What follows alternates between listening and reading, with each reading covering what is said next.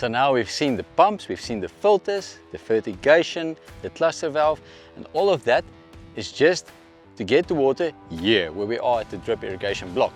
And here Johan Visser is going to tell us a little bit more about drip irrigation itself.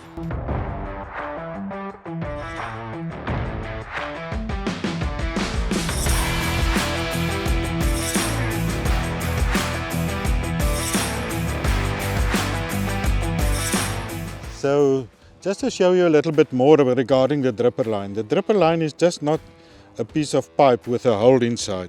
Inside this pipe you can get two types of drippers. The one is a pressure compensated dripper and the one is a non-compensated dripper.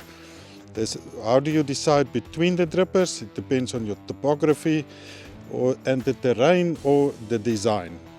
So just to show you what the dripper looks like, this is a model, a scale model. In the real world it's this size. This is just a model to illustrate you.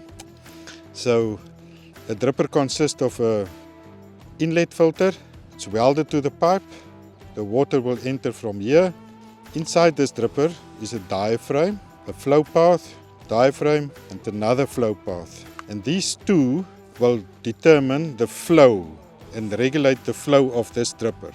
These pressure compensated drippers control the flow over a wide range of pressures. 80 kPa to about 350 kPa, the outflow will be constant. This is true for a compensated dripper. Then you get another one that's a non-compensated dripper. This dripper, as the pressure increases in the system, there's no diaphragm that assists to keep the flow correct, so the flow will increase as well.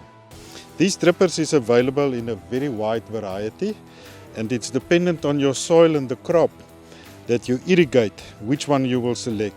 Either it starts from say 0.7 liters an hour, say to about 3.7 liters an hour, with drippers in between, different delivery rates that's available, but that's dependent on your crop and your soil that you select. Well, that's drip irrigation for you. I hope you learned something. Thanks for joining in. I hope you enjoyed the videos. If you have any questions, contact us. We love to hear from you.